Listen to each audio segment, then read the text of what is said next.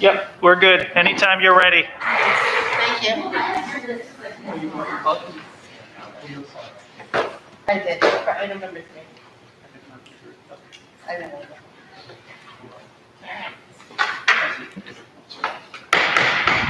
Good evening. I would like to call the regular meeting of the Hebron Board of Education to order on Wednesday, November 10th, 2021.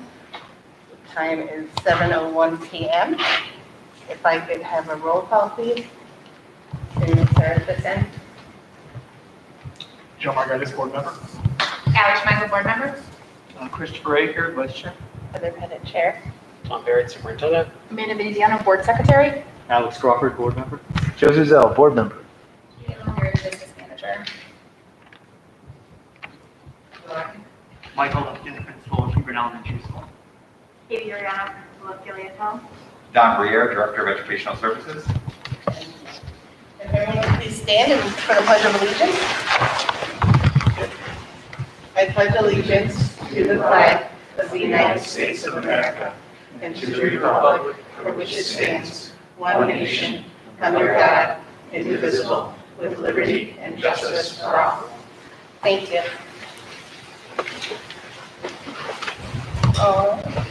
Next on our agenda is recognition. So let Dr. Baird begin. Sure. Regan Crawford. So you probably remember Regan. She's been some awards and recognition for this board before. We're happy to welcome her back. I'm going to ask Ms. G and Ms. Much to come forward and have Regan come forward and talk a little bit more about the Hebron Choose Love logo. So when you say come forward, what do you mean? Yeah, maybe like it to the green table.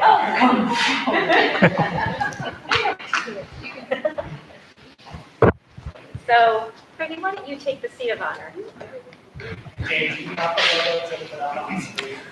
I actually don't. I'm going to have to. She looks like she's saying, well, I got in the way of the camera. Where were you the night?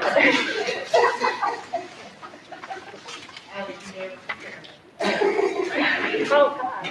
Do you want to serve all of us? Or you do? Okay. Freddie, stand. If you don't mind. Yes. Thank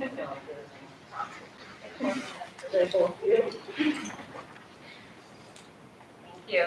You smiling under your breath. I am. Same.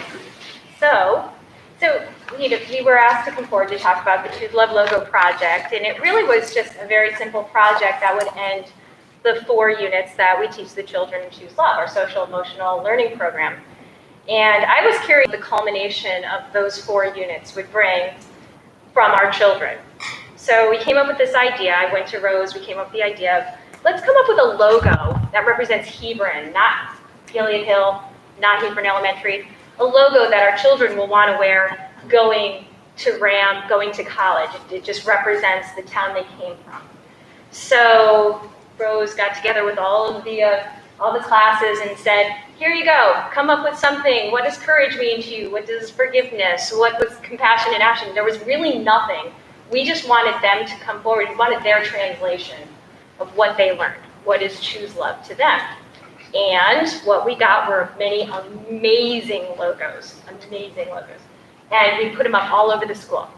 So everybody could see Choose Love logos everywhere, and what our children and how they felt about them, what they thought of it. So got together, and many people weighed in and said, you know what, this one logo is going to be the one that represents Hebron for Choose Love. And it was Reagan's logo. A nice job, Reagan. And for those of you who don't know Reagan, which is hard to believe, she made quite an impression at Hebron Elementary School. I know at Gilead as well. She's probably one of the most kindest, the most caring, the most humble, as well as selfless student that I've ever gotten to teach. And I didn't actually get to vote on the logo, so I wasn't biased. But a lot of the teachers knew that this was going to be the one, and they could tell that it was Reagan Stanford. And she's becoming quite a great artist. And we are all super, super proud of her and excited to get that logo up and going throughout Hebron. So here she is. She was featured on the Choose Love Daily Dose, and she was recognized by Scarlett Lewis. And what's really even exciting is that the duck made it into the logo. I guess if we scroll down, you'll actually see Reagan brought the duck into the logo, and the duck was something, the animal that was very special to Jessie Lewis. So it was wonderful to see that animal being brought into the logo. Thank you. Yeah. There she is. Exactly. There it is. And there it is.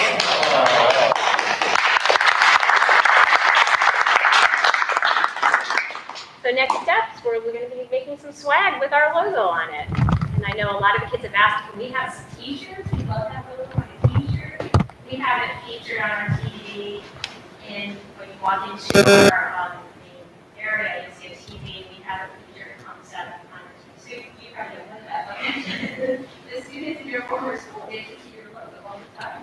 So thank you so much for doing that. We're going to be putting it on bumper stickers. There's going to be a big campaign around our local logo, and it's also going to be featured on, we're redoing our vision and mission. As you know, we redid our vision and mission as part of our district advancement plan work. And so we're going to have those in framed, and as part of that sort of frame depiction will be this logo. And so that'll be up in some of the different offices throughout the district as well. And we'll be sure to get you some swag so you can have a memorial of your logo design. What a nice thing. Really nice thing. Thank you so much for sharing your talent with us. It's beautiful. It was wonderful. Yeah, great job, Regan. Thanks for coming back here from Ray. I guess. It's a pleasure. Thank you so much for everything. That's wonderful.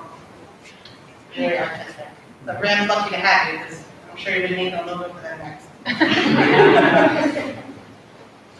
So hopefully one day you'll come back, because we have former students that have come back to start working with us, so maybe that'll be you one day. Oh, Door will be wide open. all right. Thank you again.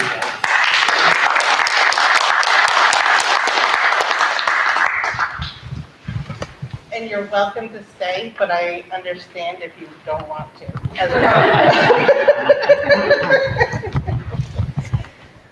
Thank you. So next on our agenda is a recognition of 3 board members, one who has recently departed, 2 that are departing after this evening for their last meeting. So I just want to recognize each one of them individually really quickly. They deserve more than that, but I know they probably don't want me to have a long 3-hour speech, so I will be quick. But first, I would like, and I will ask you if you can please come up. That would be wonderful. So first would be Christopher Aker, our vice chair. So Chris has been on the board with me personally since the beginning of our time together. He's been a wonderful vice chair. We're able to have discussions and talk to each other, you know, if we need to, about different issues that come up. I really appreciate his collaboration. If it wasn't for Chris, we probably wouldn't have a school resource officer in our schools, because that was something that was very important to him. And he really fought for, not only on the board, but, you know, with the town. He really worked collaboratively with all our board and the town to get that done. And he is probably one of the sole reasons we have that position. And I thank you, and I won't miss you. We want to present you with this wonderful thing. And they all say the same thing, so I'll read it once. But it says, for your outstanding support, dedication, and service to our students and schools, Hebron Board of Education 2017 to 2021. Oh, thank you. Thank you so much. Thank you very, very much. I'm going to give you a hug first. And I want to say that I want to recognize Heather, because she's a phenomenal board chair. She cuts across party issues. She's squarely focused on the best interests of the kids. And I've loved working with her. There's never been a conflict in that regard. And I think that that's really special. And I want to also recognize all the board members that have been together with me, and because it is a board experience. This is not it's not a singular person that advances the agendas. And the board has been wonderful, and Tom, you've been wonderful.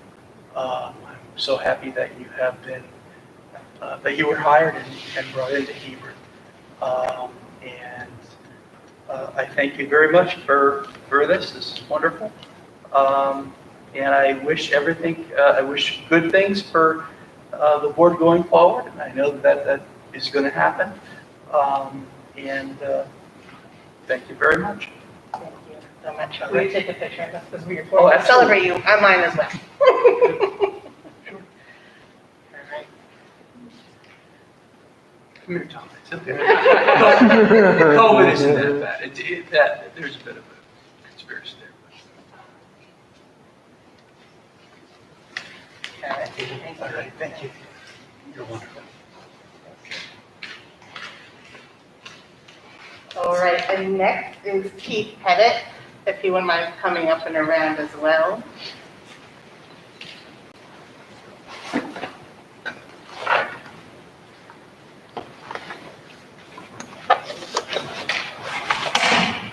So Keith actually departed us a few months ago because of a job that he has at the State Teachers Retirement Board. So it's a little bit of a conflict given we're the Board of Ed. But I would like to, during his service, his time on the board, which was 2 years, he was our policy committee chair. He worked with Dr. Baird. He did so much work on our policies. Over 30 policies were updated, and they were very outdated. It was a lot of work, not including the COVID policies. So you'll be greatly missed, especially in the policy arena. But we want to thank you for your time on the board. Here's your apple. Thank you. I actually have the perfect desk for this. Thank you. I think I would echo Chris's sentiments. It was a fantastic time working with the board. I learned a lot. You really are a group and a family that is working together for the best interests of the kids. And I know in my 2 years, and you're still in the middle of it, we've had some really rough times to go through. And I want to, thank the board for the decisions they've made that have kept Hebron safe and on the straight and narrow. Being able to stand up in the face of opposition and keep our kids focused on learning and safe. As a parent of a child in Hebron schools, thank you. Picture? Oh, Sorry. Oh, Allie's over there. Okay. Thank you. Thank you. Thank you. Thanks.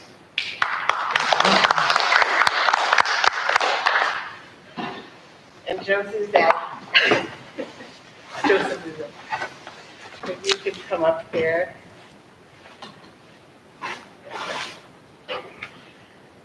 So Joe, this is his last meeting as well. There's so much to say to Joe. But my biggest thanks is the district advancement plan. It's not something that we really had in place as detailed and specific as we have it now. I mean, Joe worked with Dr. Baird, the admin team, and I know others in the school, as well as myself, on the district advancement plan, and really put a place for Hebron students really to go and grow and work on our academics, on our health and wellness, safety, resource management, improvements for the school from academics, health, all the way up to capital improvement. And I appreciate that. And I really am going to miss you. Thanks. And here's your apple. Well, I always have to go at the end of everyone. Sorry, it's the Z. It's the Z, It's the Z in your last name. definitely echo what Vice Chair Chris said and what former board member Keith said. Heather is a fantastic chair. Tom, I'm a huge fan. I think Tom does great work for our kids and for our staff. And, it really is about the board working as a cohesive unit to make decisions that are in the best interest of our kids, of our staff, of our town. You're gonna talk it out, you're gonna work it out. It really is about, looking at what the best plan is gonna be and how you guys can work together for that. And my experience has always been that we talk it out, right? So, no matter what it is, we're gonna keep having that conversation, sometimes till 1 a.m. Just kidding. But we're gonna find a way. And so I think that's a really important part of this board is that they do find a way, and people are open to that. So I just encourage everybody to keep doing that. Thank you. Wait, there's one more.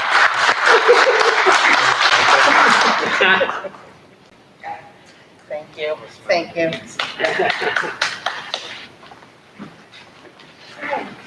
Thank you all for your service. I think, it should be noted that, being on the board, it is a volunteer service, and I know we meet once a month for a few hours, but I don't, there's a lot of meetings in between, there's a lot of items, nights we're here very late, and I appreciate the fact that you take that time away from your families to work for our community and for our kids, and for our schools. So thank you all very much. All right, next is the student liaison report, Dr. Bear. I believe we have a video from student council. Ms. G's here too, so feel free to give it any kind of introduction you like, but I definitely enjoyed it when it came in via email. Our video is just a highlight of inside of the HES building. So you will see a lot of what the hallways are looking like, a little bit of what the kiddos are doing at recess, and there's a lot of artwork that are wonderful on the teacher, how to stand in the curtain.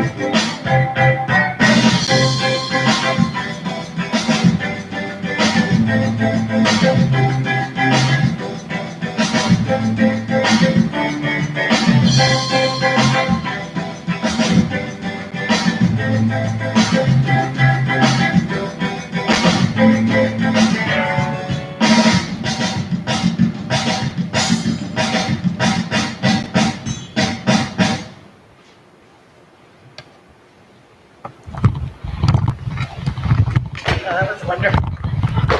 Thanks, I Ms. really G. enjoyed that. I'll be looking forward to hearing more from our students next month. That's a busy exam. Is it possible for that to go on our Facebook page so parents can see that? That is the plan, that by the end of the week it'll be up. Perfect. Great. Thank you. Thank you, Missy. You're welcome. I really like that. I like all those projects. Good stuff there. Public comments. The Hebron Board of Education values the public comment period as it represents an opportunity for members of the public to express their views to the board on matters within the board's authority. Procedurally, public comments will be limited to 3 minutes per person, and citizens will be asked to identify themselves. All comments must be directed to the board and not to any individual board member or individual member of the administration. The board and the administration will not respond to questions or engage in dialogue during the public comment period. The board and administration will determine when and how to address questions that arise during the public comment period. So is there any public comment this evening?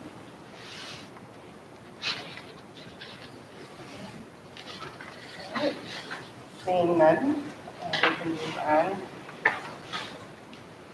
So we have the approval of minutes. So I would ask for a motion to approve the regular meeting minutes of October 14th, 2021 as presented. So moved. Mr. Bell, is there a second? Second. Second. Is there any discussion? All right. Joe Margaitis, Aye. Ali Schmeigel, aye. Chris Aker, Heather Pettit, Aye. Amanda Veneziano, aye. Alex, Aye. Joe Zuzo. Joseph Zell, aye. All right, motion passes. Thank you. Next are the policy committee minutes from October 14th, 2021. We did not have a quorum, so as a part of sharing this currently, so I will just accept these minutes as presented. Student Growth Committee, meeting minutes of November 4, 2021. Did not have a quorum. Accept the minutes as presented. All right, Mr. Giselle accepts the minutes as presented. And Louisiana Communications Committee also did not have a quorum. I do accept as presented. All right. Thank you.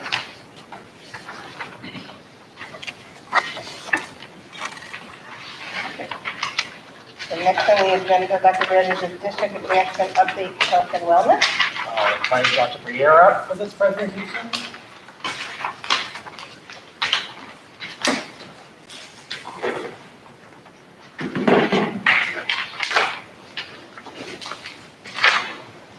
Hey everyone, in a few minutes to get set up here, Dave needs to help us walk us through things.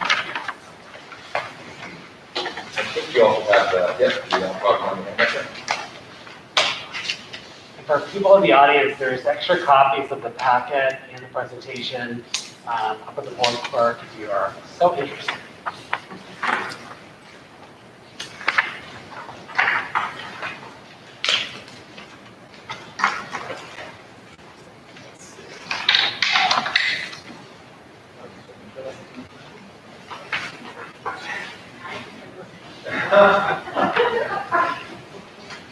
Alright, so this month you just get me. Last month was SBAC and Mr. Lawson and myself. This month is just me. The invite was for the team, but folks are busy this evening. So we're going to talk tonight about, related to the district advancement plan, the adoption of our health curriculum and how that's going this year for us.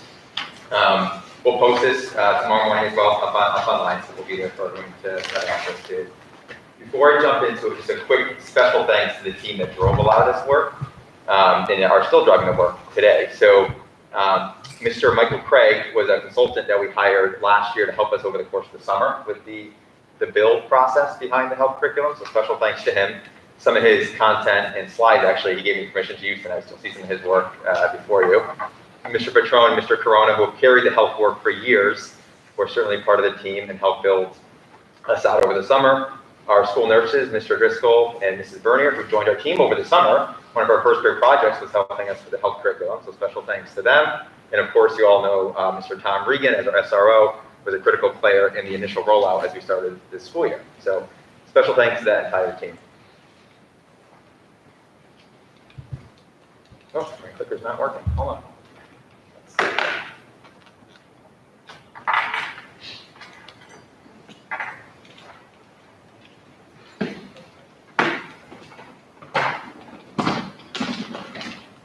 Still not working.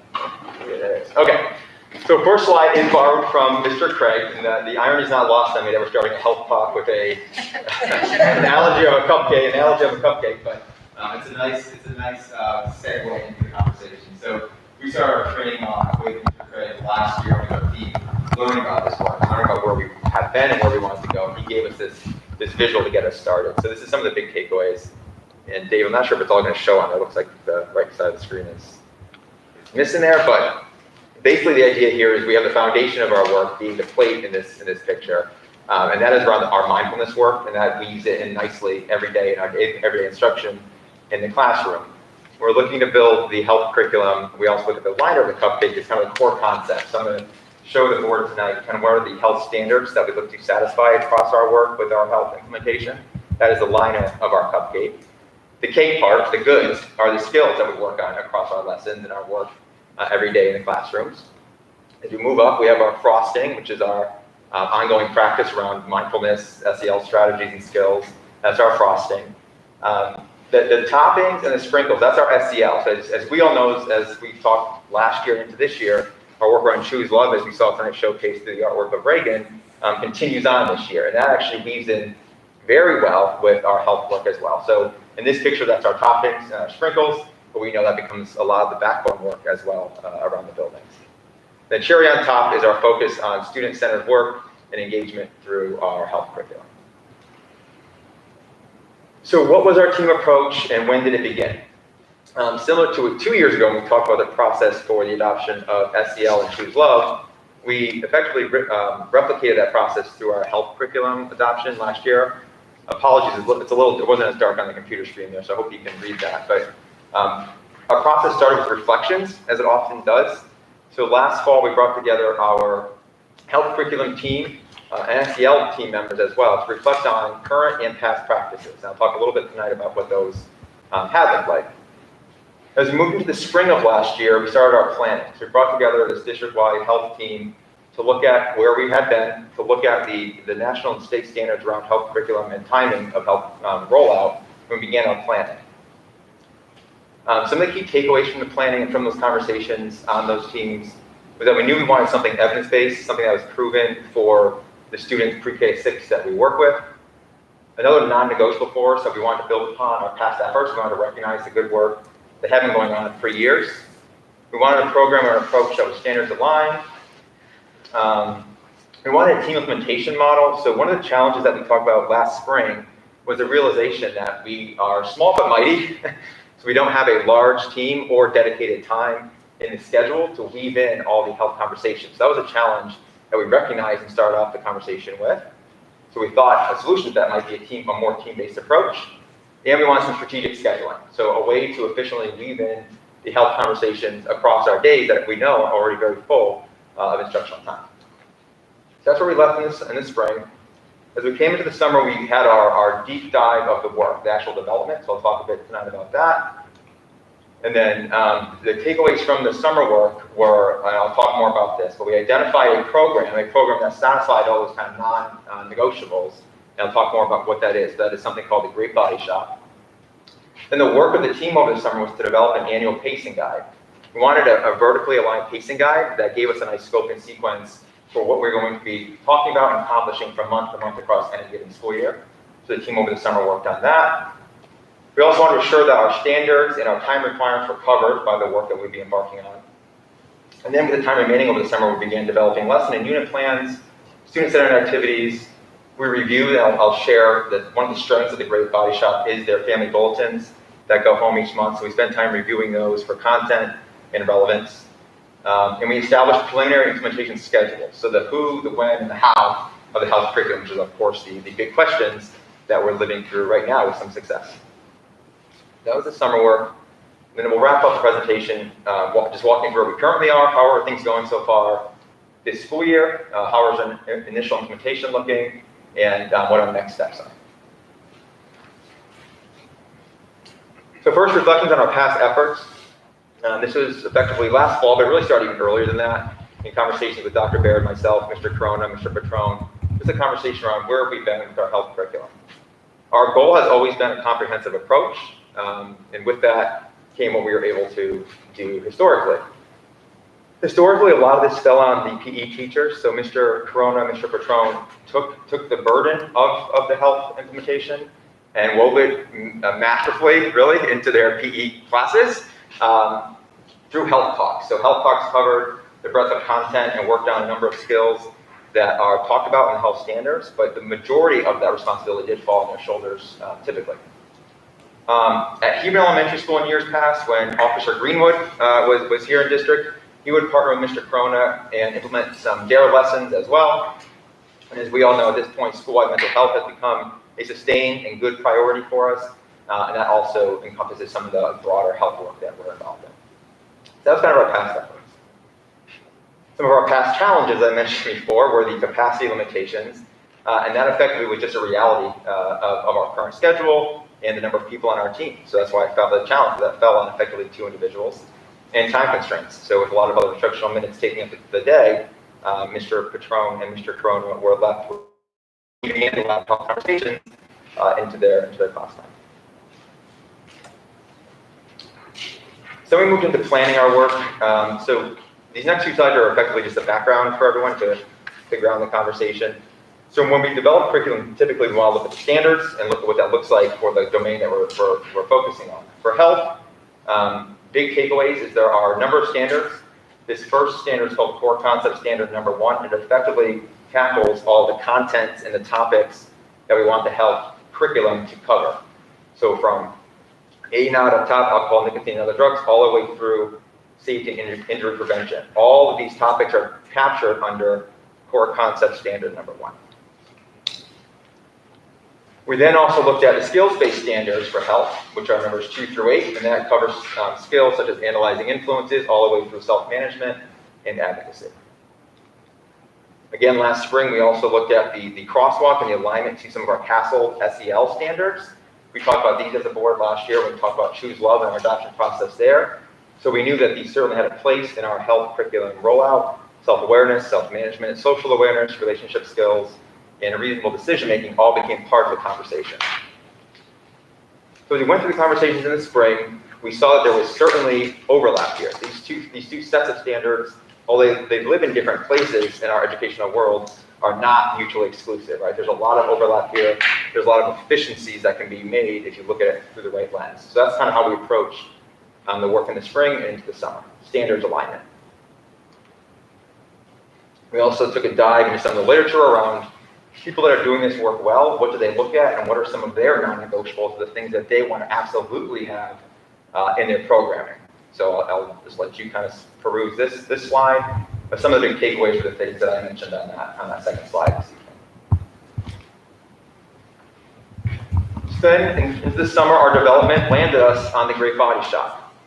So Mr. Petrone and Mr. Crone had actually embarked on this work about 5 or 6 years ago, and in that discovery, they came up with the Great Body Shop, which still lives and breathes today to meet some of our checks and balances.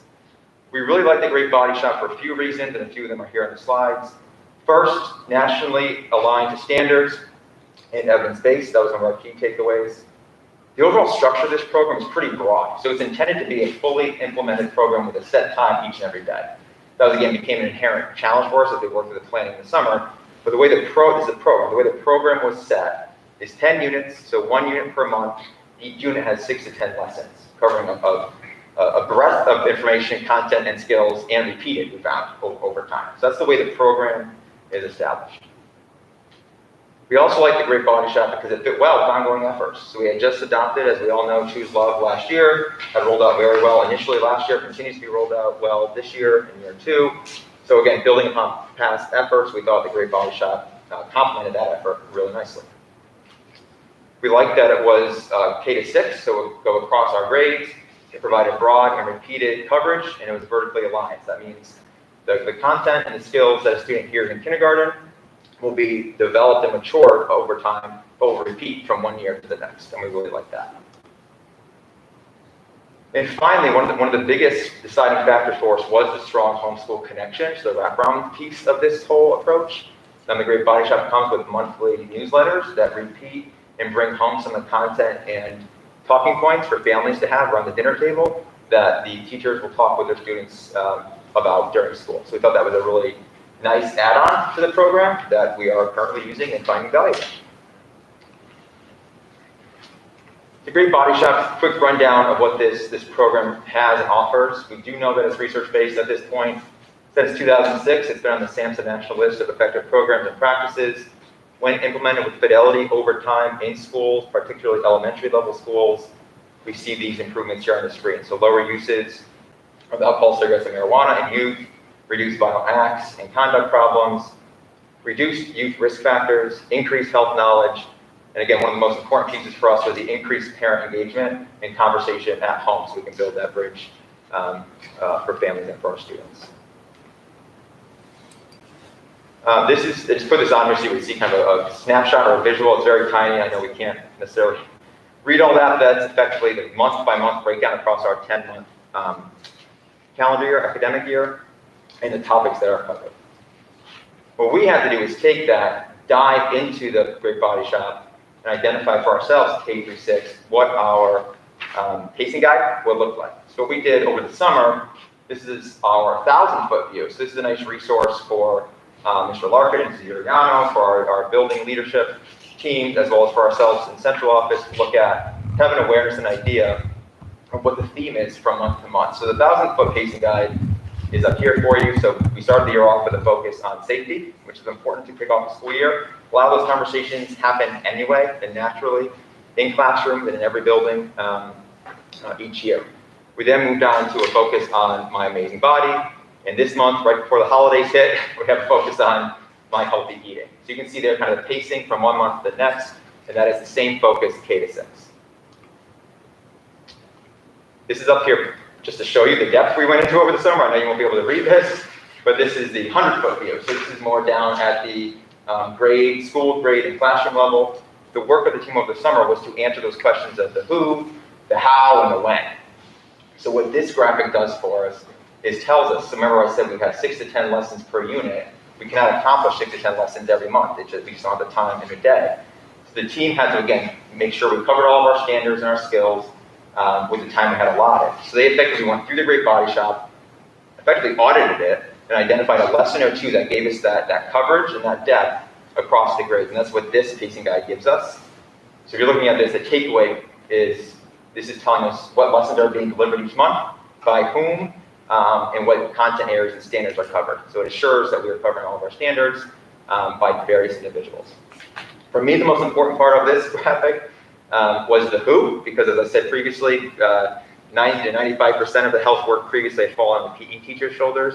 And that was something the team had said last spring we just could not do. It was unsustainable. So part of the conversation of the summer was the who. So you'll see up here a small little box, but you'll see that the first month we had the school nurses tag into some of the lesson delivery. We've had the SRO tag in and lead a lot of the health lessons at this point. We've had, of course, the PE teachers tag in. They're up to that this month. So as the year progresses, our team, inclusive of our SEL team, will tag in and help support the overall health curriculum implementation. And so this slide is walking through, so who is teaching health? To teach health education at the primary or secondary level, you do have to have the 043 licensure, or a school nurse can also help support the implementation. At the primary level, so for us, grades K to 6, an elementary teacher can deliver health education, but can't be the sole person of that program and that curriculum delivery. Elementary classroom teachers do a lot of the implementation naturally anyway, and just general conversations around self-awareness, self-management, healthful living, and similar topics. So classroom teachers are helping implement some of the conversation just naturally through their day-to-day conversations. More explicitly for us here in Hebron, it is our PE teachers, Mr. Patron and Mr. Corona. It is our 2 school nurses, Mrs. Bernier and Mr. Driscoll. And it is our SEL team helping implement a lot of our Choose Love programming, which again overlaps with a lot of the health standards. And finally, we wouldn't be here without Mr. Regan and his wonderful lesson delivery in each lesson, in each month. So we do have a great team. Our school nurses have been champions of this work from the get-go, so that's been really exciting. Mr. Patron and Mr. Corona continue to be champions of it. They've been doing it for years. Then adding in our SEL team, who started implementing the Choose Love lessons last year, and the addition of the SRO has just been wonderful to help get this off the ground for us this year.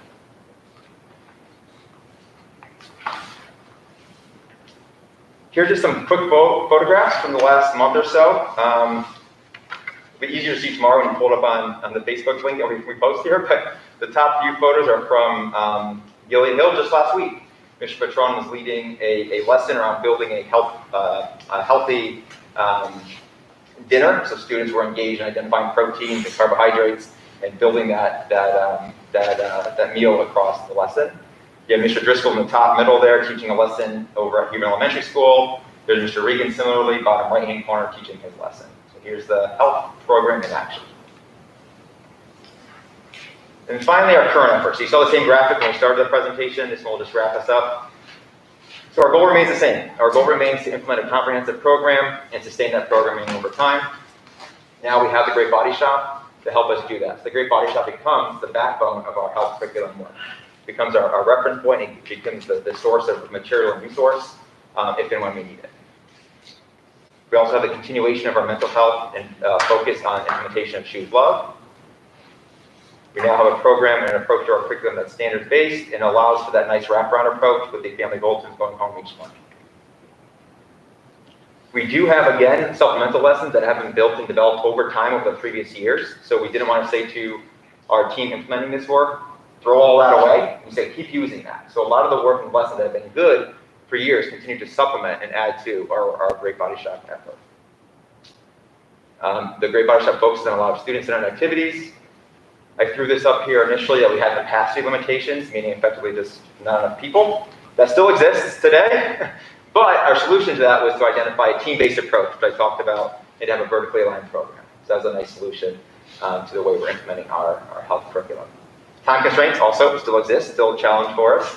Our great solution there is flexible scheduling. So the way that looks and feels right now is each month we'll talk in our cabinet meeting, Mr. Larkin, Mr. Uriano, we'll say, here's what the schedule looks like for the upcoming month, here's how and when we can get these health lessons in. So it's an ongoing conversation to ensure that we have this flexible scheduling approach, knowing that up front over the summer wasn't going to be as easy as saying it's going to happen at this given time every single month. So that is our solution to our time constraint challenge.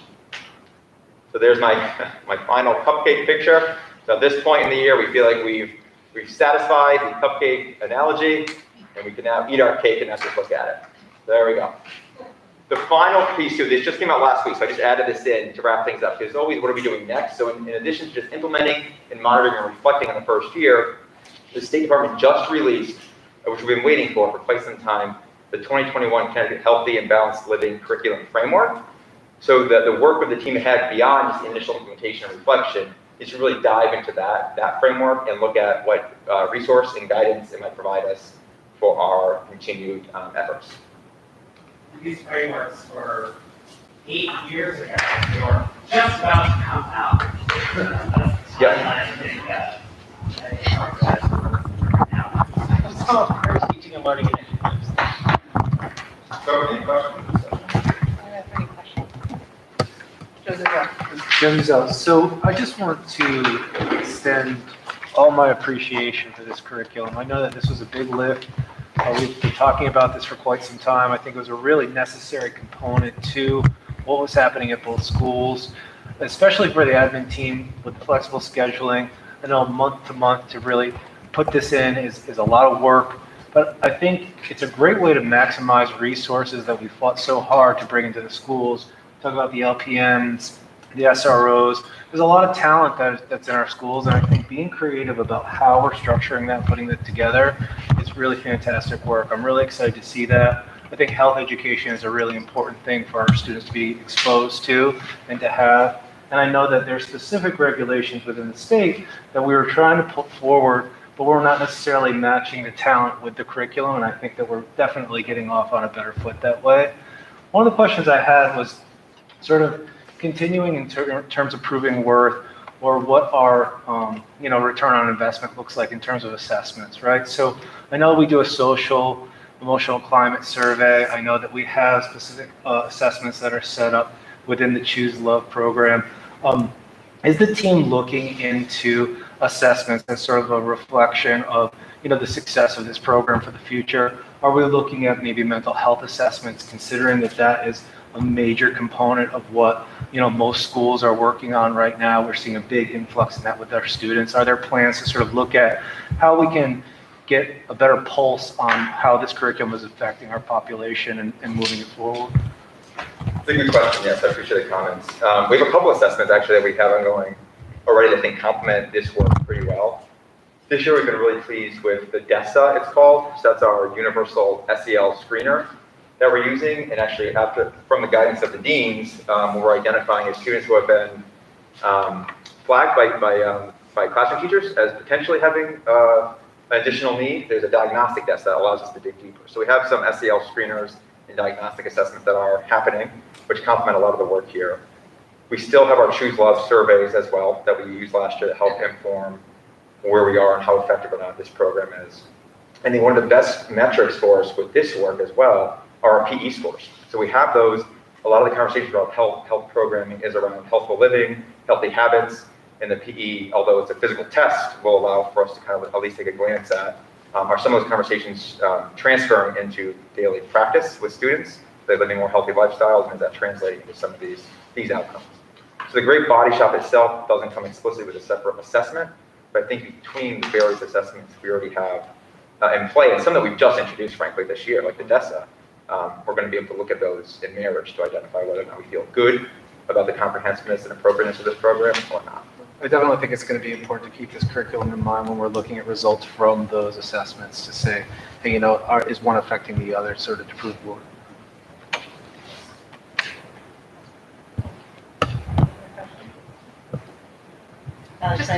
Thank you, Alex Michael. Just thank you again for this work. The whole health team working so hard on this through the summer, to have this ready for us. And then in terms of the DESA, I'm curious, I actually hadn't thought of it previously. So for example, and I'm not saying advocating for this, but like PE scores, for example, or like public knowledge. Has there been any discussion about sort of DESA scores or like at the district level, kind of like mental health wellness scores being posted per district? There is not at this point. We'll have aggregate scores. Yeah. So you can look at the comparison to our aggregate scores to our multi-tier approaches to SEL support. I probably won't recommend going any deeper or more specific than that. But. Yeah. We can put a question of presentation on later in the year. Kind of like what we did last year in terms of the Choose Love program, sort of combined with this. I think some other data points we'd look at is attendance, discipline referrals. Like those were some of the data points we looked at last year as well with the Choose Love survey. So I think it would be appropriate to do something similar to like having the academic update in the fall, do some of those kind of updates in the spring. I'd love to see that, yeah, because it kind of answers that global question that we're always all wondering, right? Like, how are the kids doing, right? So that piece of information would be awesome. So I had a question. So I know you have it, first of all, I love this presentation. Let me just say that. It's so helpful, I mean, for me as a board member, but also as a parent. So I would first love to say, like, if this could be online, I know you mentioned it earlier, that's fabulous. And I'm wondering, speaking out loud, if we have a separate section actually on our webpage, either a district advancement plan, and then we start listing these things underneath so folks know where to go to find as you present, right? You did a great, preschool presentation. We did SEL. Now we have health and wellness. It'd be wonderful to have all these resources in one spot for folks to just find as our plan grows and expands. So that's just a comment. But Smiling at Dave. Hi, Dave. So, Thank yeah, you, Mr. McKinney. that's a great idea, and I already know exactly where on the website to put it. Yeah. Awesome. So I think, as a parent and board member, I appreciate that. So my question, I know you said that you have this, so you have specific curriculum content now for each of these areas. So for sexual health, sex We do, abuse yes. and prevention, Yeah, right. drugs, violence, I know we have the DARE program, but like for each specific, those 9 components. Sure, and repeat it, yeah. Okay, Yeah. for each grade. Each grade, yeah. I really appreciate that you put in here who's teaching it, Yeah. because that's important, right? It's really important of who's teaching specific topics as well. Like, you want people with experience around those specific topics to actually teach those, especially when you're talking about, young ones, like little kids. I think it's very important. So my other question is the time. I know you mentioned like some of it's done actually during PE. Right. But is there specific time allotted each week, each month? Like, what does that look like in terms of when this is implemented? It's a good question, and the quick answer is flexible, right? So this month, Mr. Crone and Mr. Patron are weaving it into their PE time, knowing we don't want to have it always be PE time. Mr. Regan and Mr. Driscoll, the first month, it was during a time when Mr. Larkin was around and said, yeah, this time looks the best this month for us to get the health talks in or the health curriculum implemented. So it's not coming on the same piece of the day of the schedule. It's not a set time each month in the current schedule. But what's worked well so far in the first 3 months of this school year have been identifying those times that seem most reasonable month to month, with our strategy being not to double dip on the same period of time, one month to the next. So Mr. Regan, I believe, was in the afternoon. Mr. Patron right now is going during his PE classes, which are not overlapping, so students are not missing the same piece of their day from one month to the next. Because as we know, there's not a separate health time of the day, which would be more simple, I guess, for if we don't have that time in the schedule. Okay, thank you. Sure. Joe Morgan. Just a question, I'm going through the 100-foot view health curriculum annual pacing guide. Yeah. So a question I would have under kindergarten, under My Amazing Body, would you be able to walk me through lesson 1? Go back to Yeah, that one's your classes for this. It's a little tough to see, but content topics for kindergarten in the first square Yeah. is sexual health. So what would, What are the senses? Our senses help us learn. That one? yeah, so content topics, what would sexual health look like for a kindergartner? So under kindergarten, the first green box there. Yeah. So that one. So I'll just read to you guys since it's kind of tiny up there. It says lesson title. So the team identified out of those 6 to 10 lessons, they identified 2. What are the senses? And our senses help us learn. So covering sexual health at a developmentally appropriate age of kindergarten, where they're talking about what are the 5 senses, how they help us each day, how do we use them each day. That's as far as they take it. That's Okay, so just sexual health is the, Sexual health is the terminology the standards speak to. Yeah. Then the program adapts that to the developmental age of the student. So at kindergarten, they're literally talking about the senses, and that's as far as the lesson goes. okay, so the senses, how the senses help. Yep. Is there a tie-in to a sexual aspect for a kindergartner? There's nope. That is the verbiage that's used by the health standards police of Connecticut. So sexual health is a terminology used K to 12, but obviously at a kindergarten level, you're not going to get much deeper than just talking about 5 senses. Yeah. So that's, Similar to the concept of like drugs, alcohol, tobacco, Right. it's also instructed at every grade level. It's a kindergarten would be something to the effect of, don't assume everything that looks like candy is candy. Like, so we definitely be drilled down to like an age appropriate way within the standard, and lessons that would be designed to those standards for that grade level. But that is the terminology that the state uses under the law too. So a lot of these topics that are prescribed under the law, you have to instruct them. So again, like something like HIV/AIDS instruction at kindergarten level, it's going to look around something like blood safety. So like if somebody skins their knee in the gymnasium, you don't touch that. Like that's something that we get an adult to help us clean up. So it's those kinds of topics, especially at that primary age. Yeah, that makes sense. If this were to go out publicly, I'm sure we have questions. And I think that's part of why the family home connection is so important around these topics, is that people understand what was instructed, and how they can support those conversations at home. And actually, that's a great point. So the family bulletin that goes home, what's in home the entire little magazine. So I think the back page of those is the actual family bulletin, but to Dr. Barrett's point, that flyer that goes on every month will speak to exactly, if somebody has a question, what is sexual health for my kindergarten or first grader, they'll see exactly the topics that are covered from the family bulletin. So that's the hope, at least. But another example, I guess, too, Mr. Margalis, would be, I was questioning myself, ANOD topics. So you have alcohol, nicotine, and other drugs. What does that look like for kindergartners or first graders? If you look at that, it's a great column over there. Tom Regan covers it, and you just look at any of those. So let's look at grade 1, alcohol, nicotine, and other drugs are the content area that we're covering, but the lessons are stay away from dangerous substances and making healthy choices. So they talk about every day what a healthy choice to make if you're on the dinner table, something like that. So the content title is still there, K-12, even though it applies differently for the grades. Thank you for clarifying. Sure.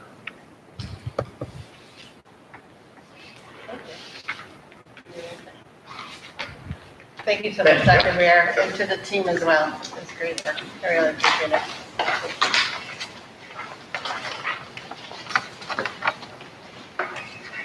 All right, so next we have discussion of possible action regarding the 2022-2023 academic calendar. I know Amanda Veneziano, Alan Schweitzel, Dr. Weir, and the team work together on academic calendars. I don't know who would like to speak first.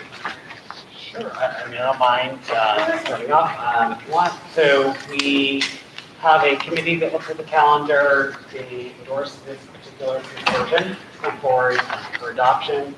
There are not big changes that I can think of. It follows the EastCon calendar pretty much verbatim.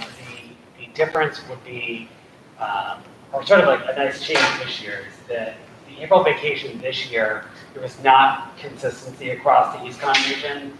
The towns that were closer to the CREC region tended to fall more along the lines of the CREC April vacation week, but that's not all the towns around us either. So our vacation is the second week of April this year. That's what it's proposed to be in the next academic calendar as well. But we did advocate with EastCon that we all get on the same page for that April vacation week. So this, in 2023 in April, all of the EastCon region, at least the EastCon calendar, went with the second week. I can't say that every single town will then follow that, but there should be more consistency around the April break for next year. April did present an interesting quandary because we traditionally have the Friday before April break is an early release. Say that's on Thursday because the 7th is one of our holidays, Good Friday. So it's quite a little break there in April next year. But everything else pretty much falls along the same lines as it's been, as it is this year. So there's not really any major changes looking at like our current academic calendar and this next year's academic calendar. It's very similar dates for everything. We did talk about having 2 years worth of academic calendars last year. The team did attempt doing a 23-24 draft calendar.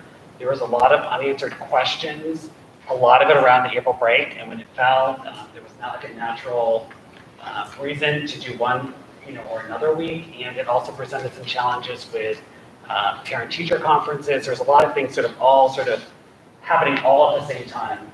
There were some concerns around building some rhythm with some full weeks and where we might want to place some different items. That we felt like that we really would want to have more information about a draft EastCon calendar before bringing forward a 23-24 calendar for consideration. So that's why we only brought forward the 1 year. Thank you. Randy, you down? No, I just wanted to echo that because it was the will of the board to have 2 years at once. So we kind of like led the ship in the district with both years, but it just like, Dr. Bear said, it just didn't work. So we definitely went over, all the PD's days, made sure that, the contract obligations were there and everything looked great. So we went over this several times to make sure everything added up. So the calendar committee does present this to the Board of Ed for approval. Oh, and that reminded me of something. The other thing is too, is we're going to be in negotiations with the teacher union, and that could have implications in the 23-24 calendar as well. Nothing to say you can't update a calendar later, but we just sort of felt like they were just that was just another unanswered question as we were looking at that. One other thing that's a little bit different than the current year is when you look at the Columbus Day weekend time. Right, this year we had Monday and Tuesday off. The proposed calendar, it's a Friday and Monday combination for PD Day and Columbus Day. That is consistent with the draft EastCon calendar, but it's different than what happened this current. The beginning of the year looks the same. We're getting out about the same time. It is the year after the year. Maybe that was coming up. That was the other thing that.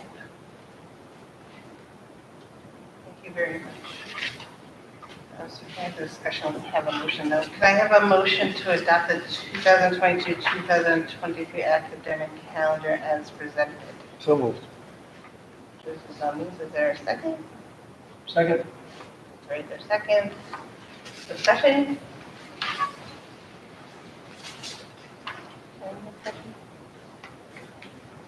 I just want to thank the calendar committee for taking the time out to make the calendar. So, seeing no discussion, Joe Margaritis? Aye. Ally? Alex Schneiderline? Chris? Heather? aye. Michael? Aye. Alex? Aye. Josie? Josie Still, aye. Motion carries.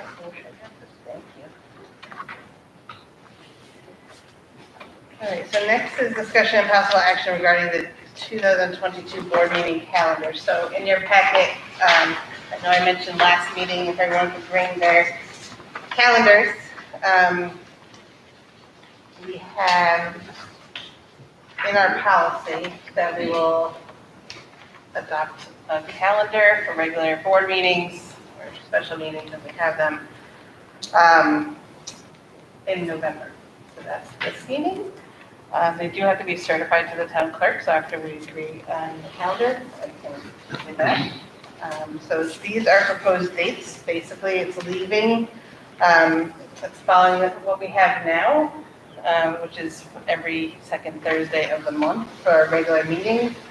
There are at the beginning some special meetings. So January 6th will be a special meeting for Dr. Baird and Ms. O'Leary to present superintendent's proposed budget to us. And then our regular meeting would be January 13th. So I just want to call out some of these anomalies.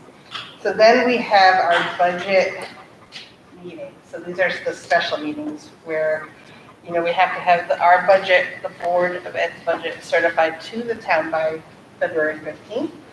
So these will be on Thursdays, starting a little earlier at 6 for Thursdays through February 10th, 3rd, if needed. We did discuss the calendar of the Resource Management Committee tonight. I don't know, Joe Margaritis, who's the chair of that, would like to speak to any of the calendar as well. So I will say I do have a potential conflict. I don't know if it's the 20th or the 27th. And I will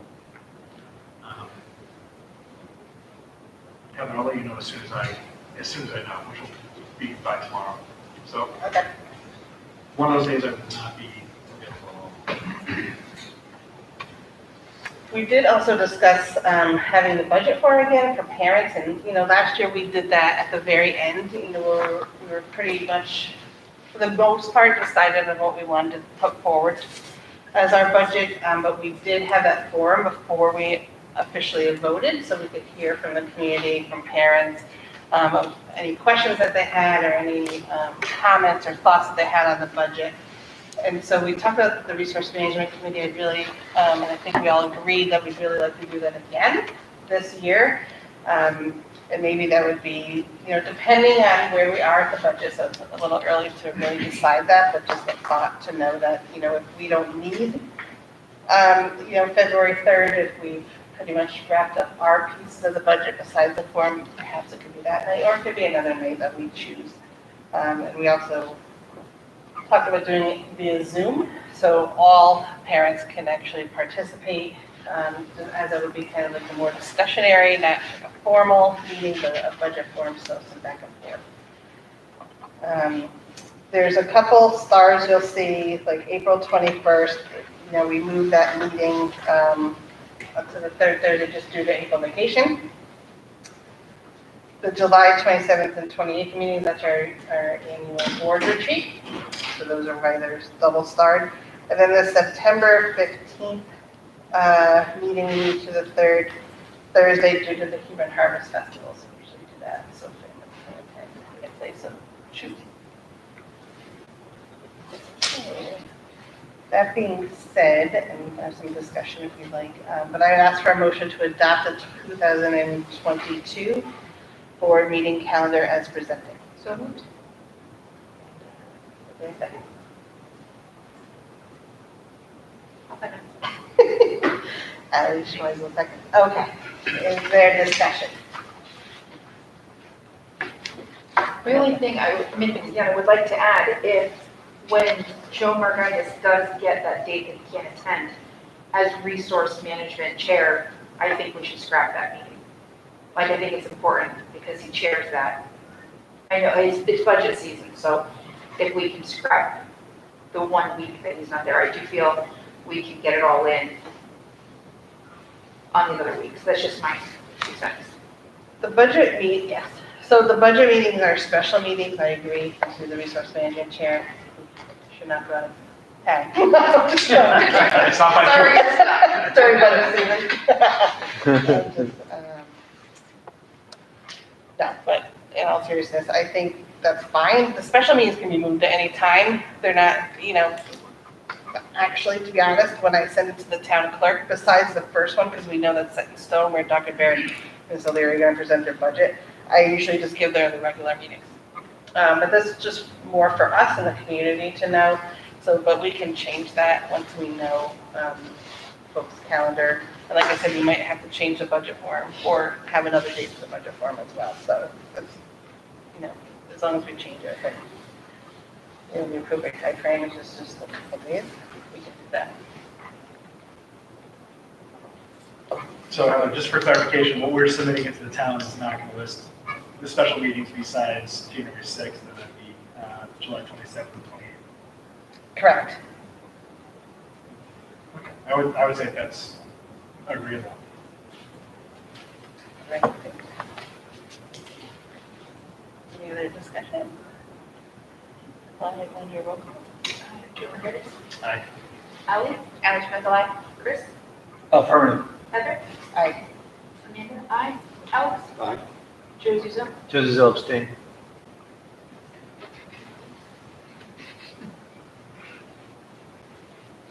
You don't want to come to these meetings?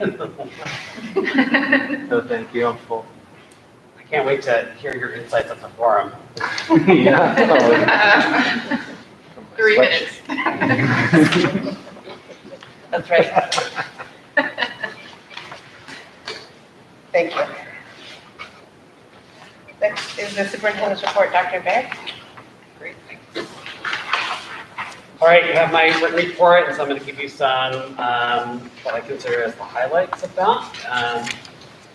I'll start with district advancement plan updates, since that's up top.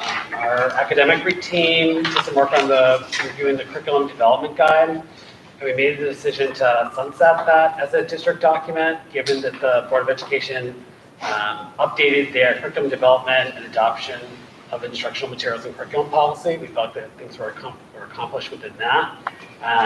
And we plan to continue to list curriculum under revision within the district advancement plan. Also, the academic team spent some time reviewing the social studies curriculum on it. So that was something that we had listed as initiatives in the district advancement plan.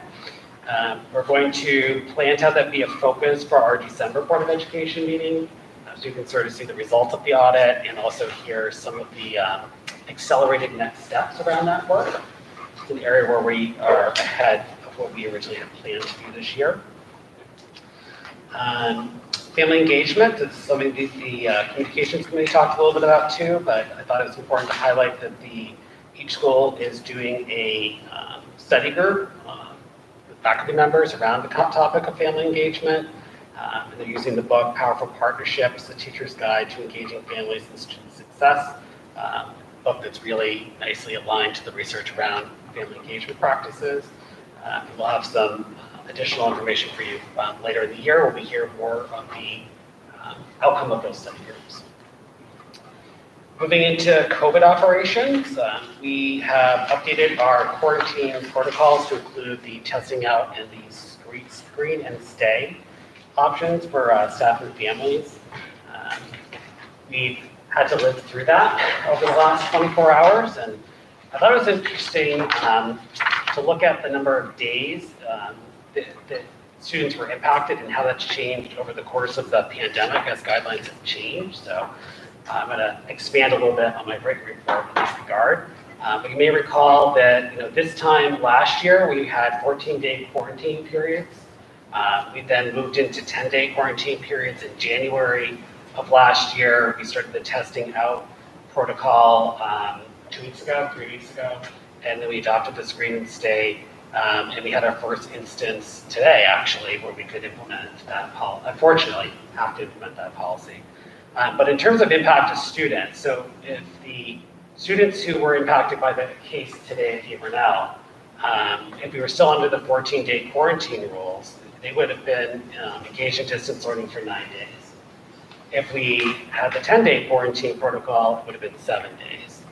With the test out protocol, which some students will have to adhere to based on the circumstances of the close contact that they may have had, they're impacted by 4 days. This all includes today as being one of those days. With the screen and stay protocol, based on when we got the information of that case, we had to have the class stay home today to engage in distance learning while we went through and did the contact tracing to determine who would have the option to do the test out, who would have the option to do the screen and stay. So they were impacted by 1 day distance learning. That's a significant difference over the course of the last year. Recently, we have a new commissioner for the Department of Public Health at the state level, and she's been discussing what she's calling the off-ramp. What's our off-ramp from COVID? And really talked about how the screen and stay was really the first significant shift to establishing that off-road from the different COVID protocols. And obviously, they're looking at data to make these decisions. We haven't seen any cases of transmission on transportation. So that informs our decisions around screen and stay options around transportation. Masks are required on transportation. That's a federal piece of. That's a federal requirement at this stage. That's not even a state, let alone local decision around transportation. But I'm really encouraged at the changes in the quarantine protocols. We really want our kids in school for in-person learning, whenever it can safely be done. We've been sharing information about different vaccination clinics. I've had some positive responses from families just getting that information. So there is going to be a clinic for anybody to attend at RAM on this Saturday from 1 to 3. So that's an option for families. Actually, I think it might be 1 to 4, but they may expand the time. Flyers on our Facebook for people who want more information about that. Chatham House is running clinics throughout the region, and people can go to any of the clinics that they might be interested in. They're not limited to going to the clinic in the town that they reside in. And I spoke about this before, but we are required under the American Rescue Plan Act to update our COVID operations plan every 6 months. So we're planning to put one out before we go off into holiday break. It'll be a more streamlined version of the plan we have. I think when we first started, it might have been like a 75-page document, and it's gotten shorter every time as we have reduced redundant language and streamlined to really just speak to whatever the state guidelines are at the time. So that'll be going out, like I said, probably the week before we head off into break, so that it starts a new 6-month time clock for the next plan. Some other items of interest that I thought you might want to know about. I had a follow-up conversation with the town manager around your action last month around renewing the school resource officer, MOA, so that's in motion. Our attorney is taking the lead on drafting the renewal of that. And then I will review it with the town manager and we'll go from there. We have plenty of time, that the current agreement goes through the end of this school year, but we want to finish up on that. And we talked about the removal of the portable classrooms. We're not going to be renewing that MOA. I'm going to skip over the classroom utilization bullet for just a moment. So we'll talk about this a little bit later, but you've got several policies that are here for a first read for your consideration for adoption. And I also wanted to highlight that we received a donation of $21,350.21 from the Hebron Education Foundation for the establishment of the maker spaces at Hebron Elementary School and Gilead Hills School. That's certainly a considerable contribution. They've been raising funds for this initiative for some time, but they went ahead and cut us a check so that we could have those funds available.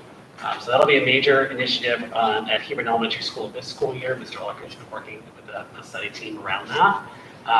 And we'll have some other funds to help get them over the finish line for that project. And this will really start the work at Gilead Hills School. They probably will not do a lot of their major work around maker spaces until this summer. So the summer is when they're going to really be doing some of their planning around the maker space. And wants to sort of like follow and learn from Hebron as they're making some of those decisions here at Gilead Hill. And as we continue to work on this new curriculum, we want to make sure we're moving forward maker spaces in a planful way. But I want to highlight that at the end.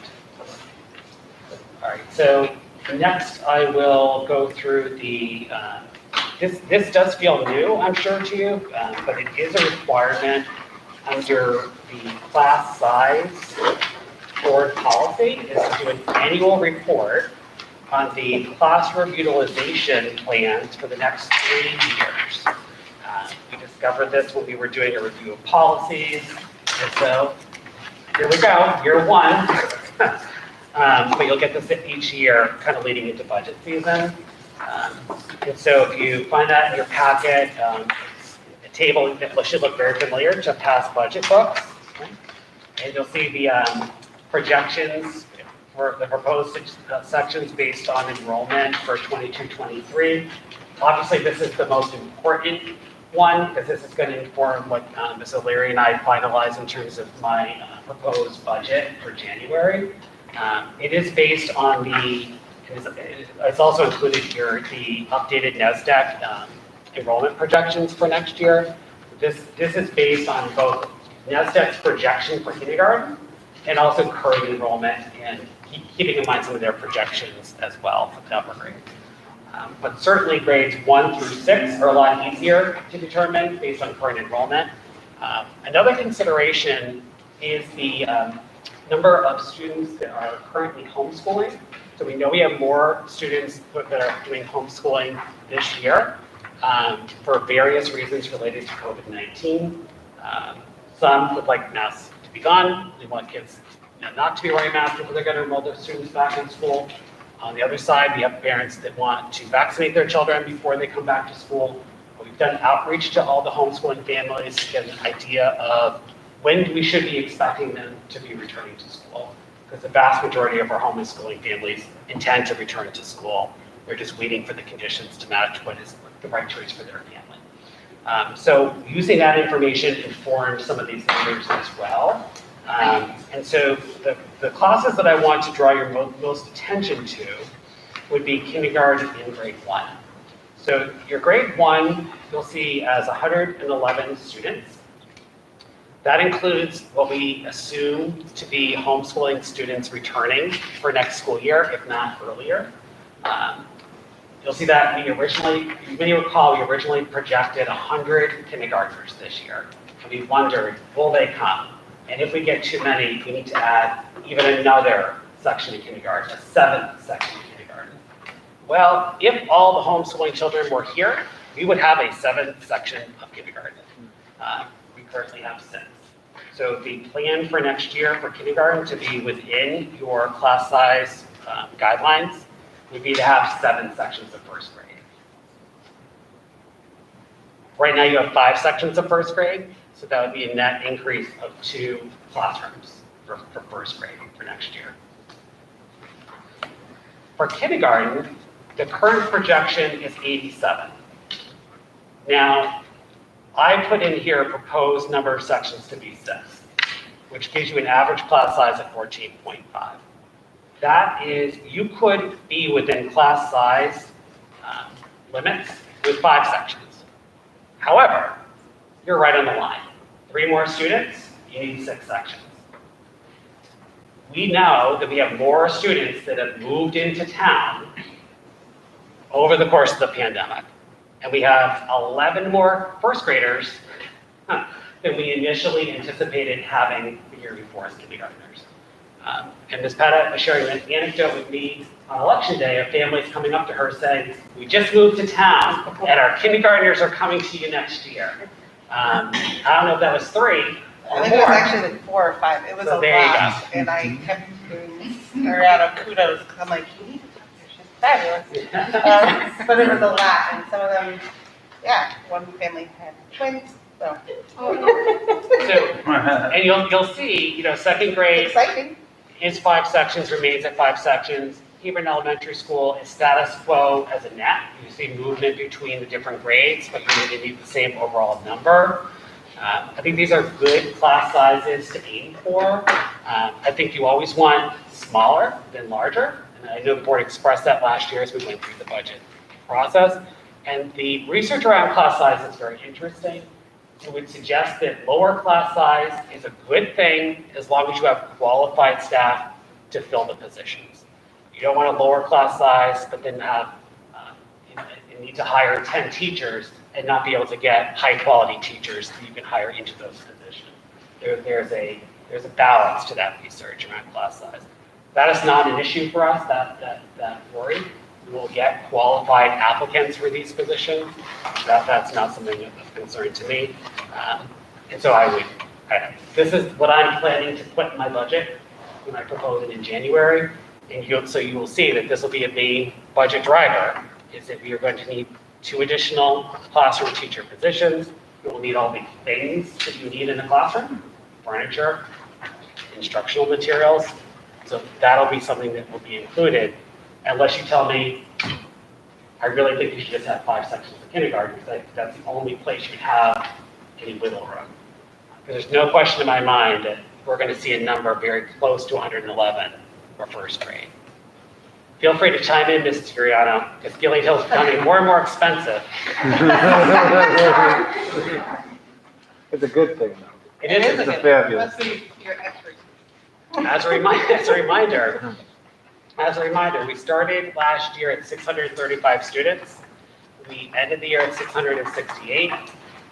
That movement just was people moving into town with kids and wanting their kids in our school system. We were in person a lot more than a lot of other towns. I mean, that could be some of the reasoning. But the projection is a little bit tricky for us because it was based off of birth rates and people who were living here at the time. And we have more families that have moved in that have young children.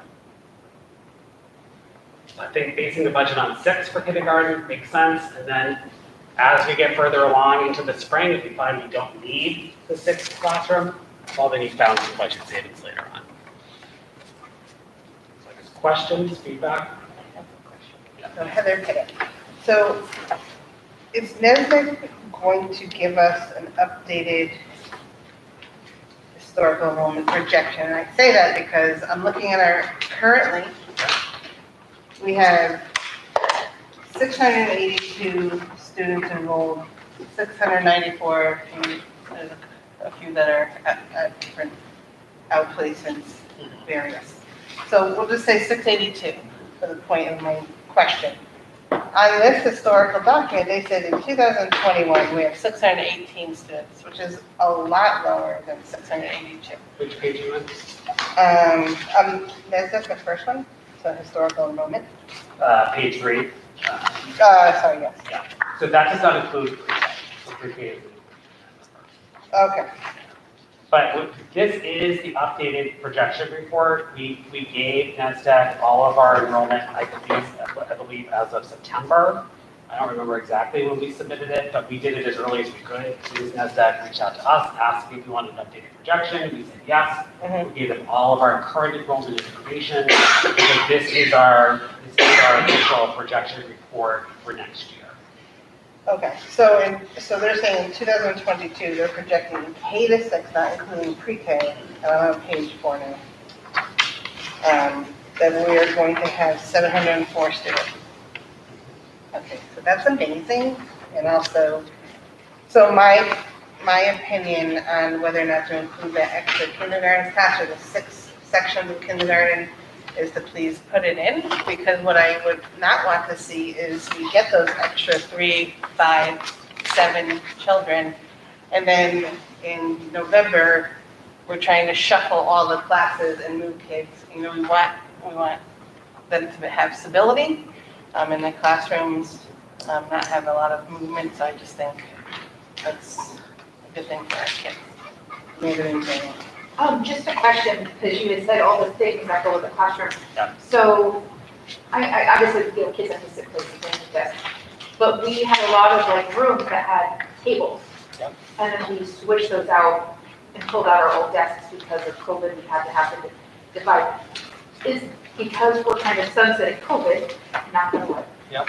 Is it possible for us to use, like, do we really need all new furniture, or do we have furniture that we had to sunset because of the COVID and needing the desks? So we were lucky in that the desks were in storage. They were in the HES basement, and we pulled them all up. And then this year, because of the increase in enrollment, we actually borrowed desks from Andover, desks that they weren't using. Our plan is that potentially even as early as in January, that we would begin to move back to tables. So the budget includes furniture that would be like what we would have pre-COVID, which would be like tables for first grade. But we don't have enough to cover the increased number of kids. This would be furniture. We're basically planning for like a post-COVID world at this point with the furniture that we would buy, and most likely returning to that type of furniture before the end of this school year. Returning the desks borrowed from Andover back to them, putting the other desks back in storage because you never know, I guess. We were like I said, we were lucky to have places got rid of desks, didn't want them hanging around, and then I just scrambled to get some and started off the year last year. I just wanted to make sure we were using what we had before we bought new. Yeah. Joseph's up. So I was going to talk a little bit about something under the district advancement plan. I noted that you would include the tutors who've been hired. That's excellent. Can you talk a little bit about like how many tutors, how that's implementing, what that's look like? Sure. So we have 2 tutors that we hired this year. They're not full-time. I don't know if Ms. O'Leary can speak to like how many hours that they're working or not. They're working about between 20 and 25 hours per week. So there's a tutor at each school. And teachers are notifying parents if students are recommended to see the tutor. Correct. And so right now we're basing that on like, you know, an intervention sort of protocol. Is there ideas of utilizing tutors for, you know, extra help in the future for that? Or are we just kind of trying to make do with the staff that we have? So we utilize different grant funds for the tutor budget. And so we also have a part-time interventionist that oversees the tutoring work. Because tutors are different than an interventionist. An interventionist helps select the students, looks at the data, plans the intervention, and then basically hands it off to the tutor then to implement and then follows up with the tutor afterwards. So there is a mixture of Title I and American Rescue Plan and one of the other COVID. ESSER 2, which is one of the other COVID grants that we got from the federal government that is where we're getting the money for the tutors. Title I is something we'll have forever, but Title I will not fund 20-hour tutors going forward. Right now, our tentative plans are to continue to use those grant funds to have a similar level of tutoring support for a second year, but the budget is still in development, but that is one of our priorities. Do you think, given the amount of learning loss from last year, that 2 tutors is sufficient at this time, or coming up with budget season, is that sort of a recommendation to sort of increase the tutors? At this point, we're looking to keep what we have. I don't think we're looking to increase or decrease. We're feeling like the amount that we have now would be a benefit into next year. If we get into, it'll be hard for us to answer that question until we get further into the school year. But that's what we're looking at right now. Those are 3-year grants, so we can also, as we get further into this school year, correct me anytime I go wrong, Ms. O'Leary. So the funding that we have ends in June of 2023, so it can take us through this and next school year. And we can, you can front load it, you can save some towards next year, but right now it's pretty split between this year and next year with the funding levels, just to maintain the program that's been developed now with no impact to the general fund. Thank you. Something else I'll just mention, I know the focus has been on 22-23. The board policy calls for a 3-year projection. I think this is from back in the days of the portable, most likely. Are we going to need more classroom space? So there is a 23-24 projection, a 24-25 projection based solely on NESDEC, projections. You'll see that, while we're looking to increase the number of classroom teachers by 2 in 22-23, we then reduce by 2 in 23-24. Really what's happening is that your enrollment is overall fairly stable, or projected to be fairly stable, but your larger classes are at your lowest grade levels, where you have smaller class size guidelines. So that's what's driving the number of classroom teachers, because in 24-25, I believe GHS goes down by 1 net, and HES also goes down net by 1. And then by the time, and this is again based on 2-year out projections, a lot can change between now and next year, like how much it changed last year. But in 24-25, I think it's pretty status quo. Yeah. So you're looking at basically adding 2, and you're subtracting 2, and then you're staying the same. So this next budget year will be more challenging because of that need to add 2 classes.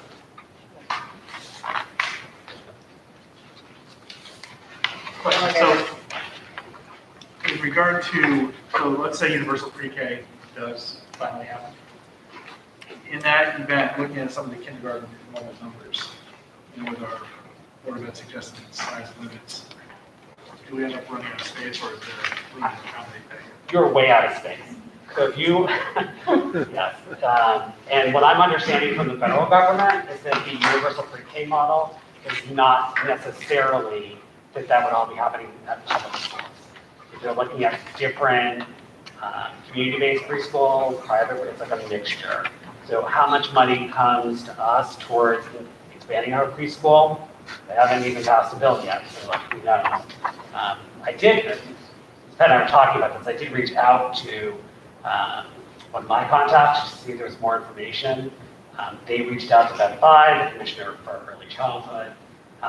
She had some information and said she'd be following up, but I think the details we're just not getting them. They're not trickling down from GC to us at this point, but from what we've heard, it's not just universal pre-K happening at Gilead Hill. We certainly don't have room here now, especially not next year. So like expanding preschool next year would have been, I don't know if it would have been possible, frankly. We just sort of stopped looking at that after the September board meeting. But with the addition of 2 classrooms, like our space here is very limited. So that would have been very difficult.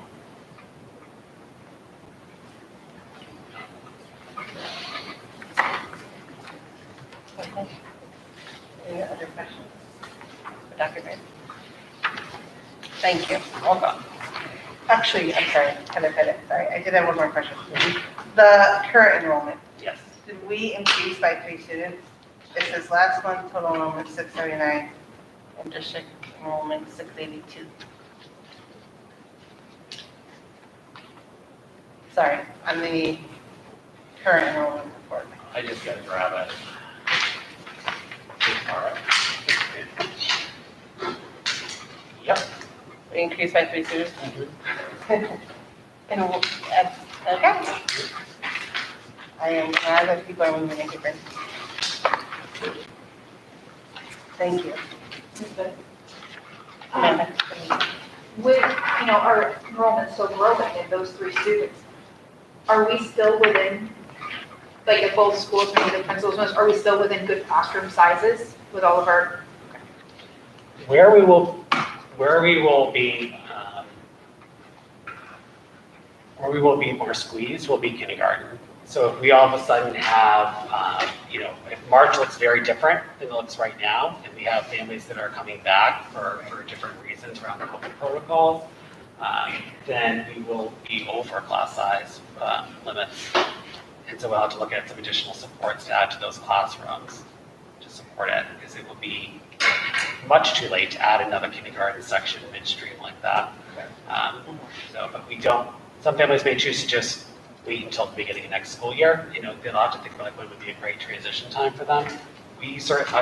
Our message has been to families, we want to welcome you back as soon as you feel like you're ready to come back. But we'll have to look at some additional supports.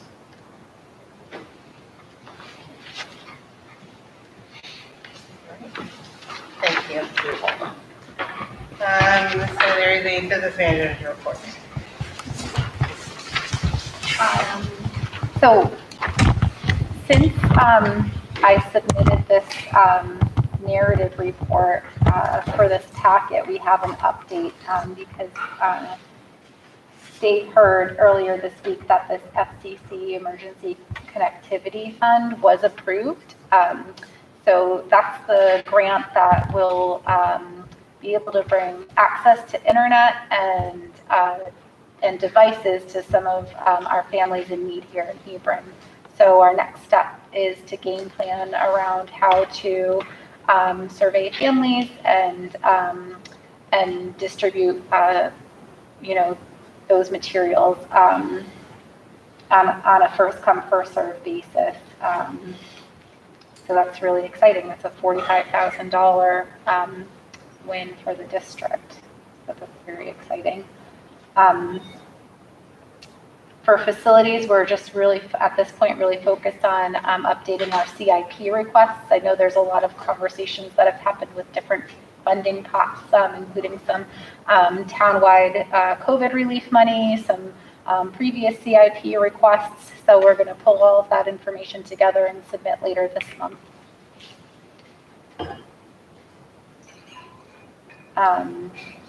I had a conversation in the area of transportation. I had a conversation with DATCO earlier this month, who have hired on a recruitment team and have really seen some significant increase in applicants. So they're feeling like that's really promising. Unfortunately, of the 1,000 applicants they had last month, 0 of them applied to be bus drivers here in Hebron.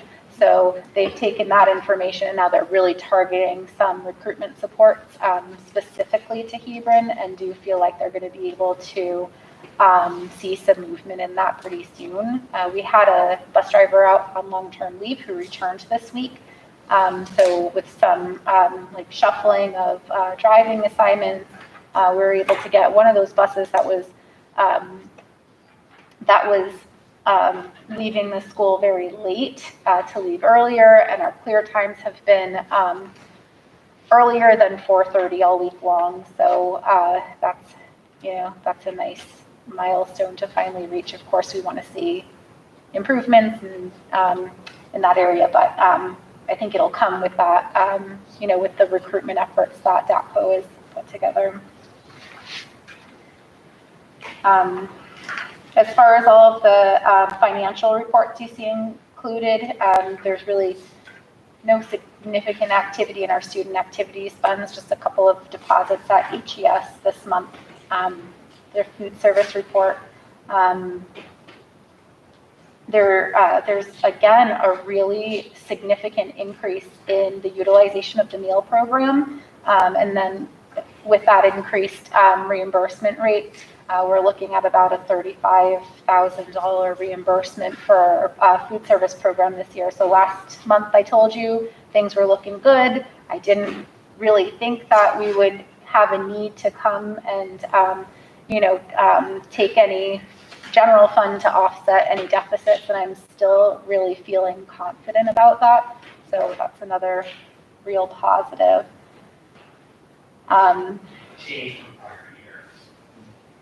Yes, yeah, I hear that some other area districts are seeing that too. I think people are hearing more about that meals are free again through the end of the year. That might be part of it. I think there's a comfort level with, COVID. I think people were very nervous last year and not sure about utilizing the program, and that's, people are feeling safer now and feeling comfortable with our protocols. So I think that had something to do with it. So that's all looking really good. That's another real celebration, I think. Your preschool financial report is in there. I don't have anything significant to tell you about it. It pretty much looks the same as last time around, although I told you I was going to submit a budget modification to the state for the school readiness funds. I did. They approved it, so it's in there. So you don't see any negative account, any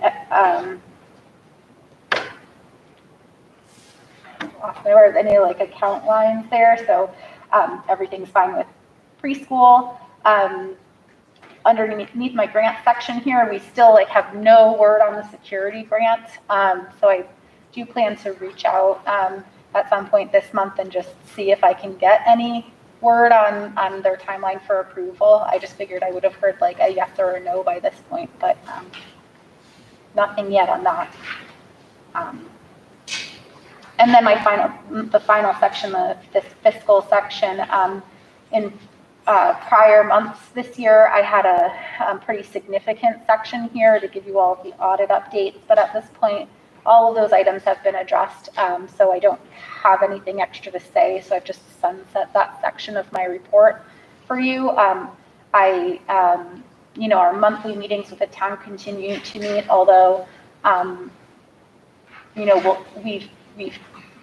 we meet on the 15th of each month. That would be next week. We canceled for next week because we've already balanced, so just, an email back and forth, and we were good, so that there's no need to. So things are looking really good as far as all of those procedures are concerned. And then the final piece is just your year-to-date general fund expenditure report and the corresponding transfer requests. We currently have about $600,000 in uncommitted funds at this point, which is about 5% of the budget. This is kind of where you are at this point this year. We did have a lot of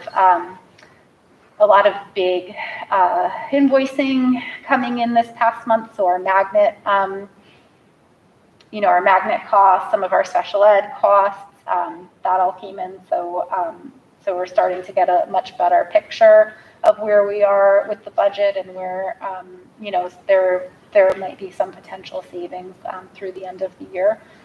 So that'll just continue to come into focus as we move on.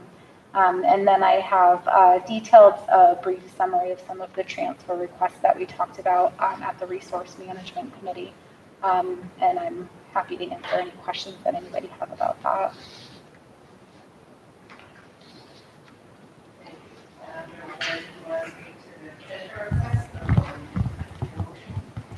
Sure, so as a resource management committee, reviewed all the line items and everything is accounted for. So we have committed to get as granular as necessary, which Kate has done a fantastic job of helping us see what the requests are. So in my opinion, I think we're good to approve as.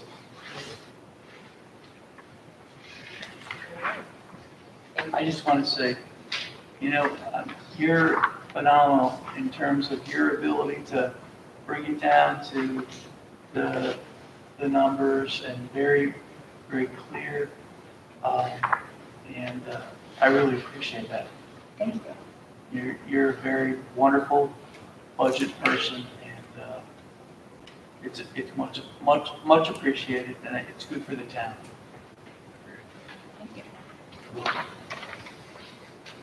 All right.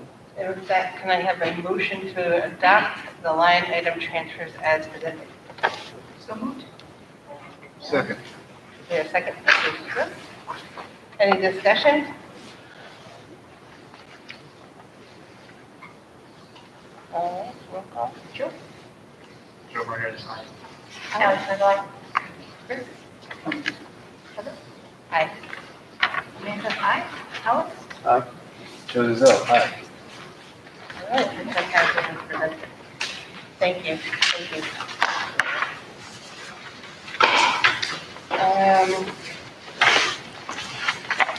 Next is the chair's report. So first, I would like to welcome Alex again, Alex Crawford, to our meeting this evening. It's nice to have you here, so we're happy that you are joining us, our board event team. As you know, as we have some folks departing, we will have new board members joining us at the December meeting. The swearing-in ceremony is next Tuesday, November 16th, at the Old Town Hall, for those newly elected or re-elected. And then they will start at our December meeting. At our December meeting, we will also at that time choose or have the election of officers for the board, as well as choose committees. I will say that I might actually ask that we propose to have a negotiations committee, at least for this upcoming year, because we have two negotiations and they're big happening. So one is kind of like the para non-certified negotiations, and that will actually have to start beginning in like January, February. And then we will start maybe around the summertime will be the teacher negotiation. So I think just the thought that if we have a negotiations committee and those folks are able to, there are in full transparency, sometimes long hours on that, depending on when they are. I want to be fully transparent, so I'm just putting that out there. Late hours. Before I say it at the December meeting. So it's just something to mull over. So I just want to say that. That'll be some good work that we'll be doing during the next year. I am going to be asking our board attorney to, as we do every time there's a new board members, a group of new board members, ask her to do a new board workshop. I think we did that a couple years ago. And I think it's a good refresher for those of us who have been on the board, but also it's a really good workshop and time to ask questions for new members and explain their roles, responsibilities, and some kind and other details that correspond with that. So I'm going to reach out to her, see if she can do that in December as well.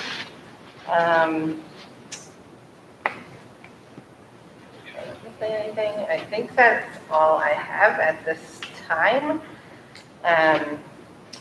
So I will say the next thing on the agenda is the board liaison report. Diane Del Rasso from the Board of Finance had a conflict just due to work and our change in night, so she's unable to join us, but sends her regards. And Gail Richmond from the Board of Selectmen also had a conflict as well, so sends her regards. They're not here this evening. So we can move on to committee updates. First is the policy committee. So I guess that's me, but I will ask that Dr. Baird and Mrs. Rizal feel free to help with anything I might miss. I am going to go briefly over each policy. This is the first read. We're going to have a second read next month. I think next month is really when we should go into a little bit more detail because we'll have some new folks on the board that haven't had the first read. But I will speak briefly on it. And we did a little bit last meeting as well. So, the food service policy, we took out some of the language that was in, I think we found that was inappropriate, to be quite honest, about, students that might not have funding for lunch after 2 times that they would be given a certain meal. Obviously, we didn't think that was appropriate, so we took that out. And in regard to like delinquent payments and those kind of things, we tidied that up. I don't know if we want to get to detail on that tonight. Suffice it to say that the language was not appropriate, not updated, and it aligns much better with what we're trying to do. Agreed. It was very negative reading, so like I said, good that we're updating all of our policies with that in particular. The next policy, which would be 4015, nepotism. This is the one we spoke of. We actually didn't have a policy on nepotism in the district, so this will be a new policy for us to add in. And so that just, includes, and what defines immediate family, relatives, familial relationships, what prohibits hiring of certain relatives, and restrictions on employment of relatives in regard to the superintendent, the board of ed, and others. So that is one for you to read, and we will get into more detail next meeting. I'll just add, this is an optional policy. This is not a required board policy. And this is a shipment model version. If you were to adopt one, this is the one that they recommend.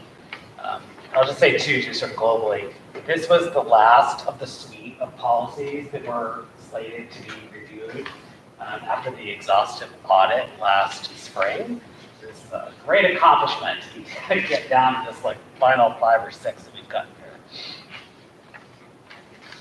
You're to be credited for really that pushing on that. I will share that with Mr. Pettit out there in the audience. Yes, well, yes, he's, okay. Agreed. It's a lot of policy work that is done. So the next one is field trip 5004. So some of the updated language, I'll let you speak to Dr. Bear, but I know that has to do with we also kept in there some board approvals. And then to out-of-state trips. There's some minor edits that were done. We reviewed the shipment model policy around field trips.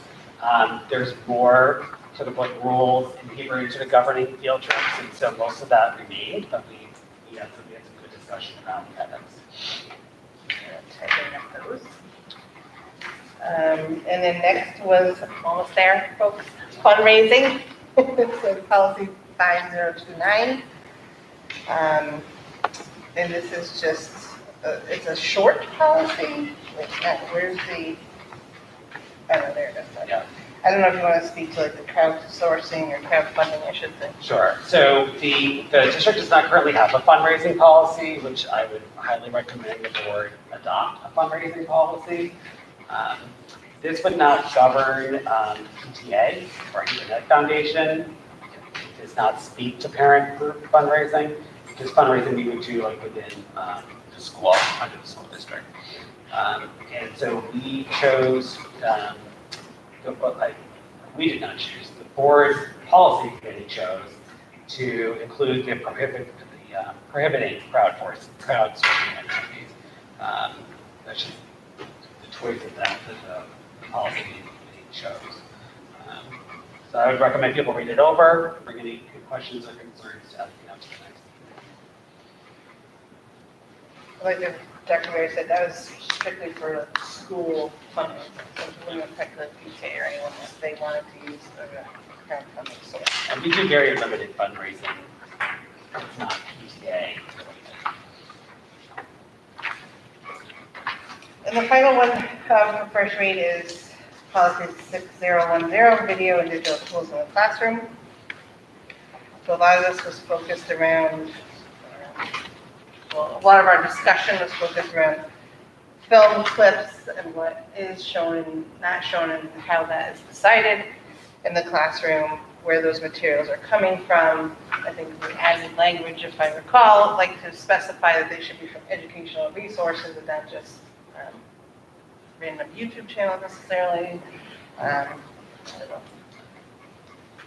But it sort of cements some things, in terms of copyright law, the data privacy law within Connecticut around some digital tools, and sets forward a process by which things get approved before they're used in the classroom. This is another policy that's not required, but recommended.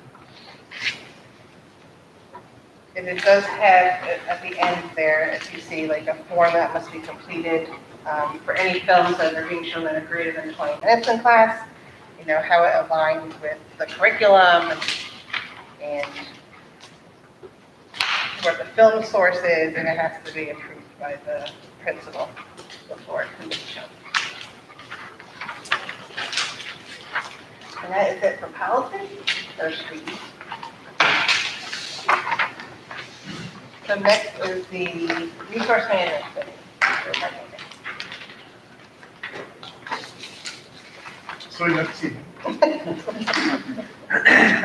We've covered many topics already, the calendar, the transfer request. The only thing that we did not discuss, which I'm excited to hear about, and I'm sure Joe and Chris will want to hear about this before your departure, but we figured out the seasons thing. It's not just light bulbs. Oh. It's actually,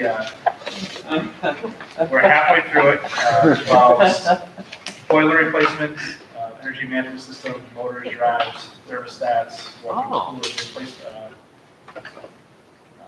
walking coolers as well, controls, network controllers, vending machine controls, insulation, so windows. So there's a lot of other aspects to it. So it kind of makes sense now. I feel like I can sleep again. I had no idea how 4 lights cost so much money. It was such a mystery. I think there needs to be a PowerPoint. Thank you for that much needed clarification. Yeah. I think that's the great way to wrap up their last board meeting. Yeah, I mean, that is a gift. That is a gift you gave us, Mark. It was a big mystery. It was. So Caitlin, I'm happy you figured this out. So, we have a copy.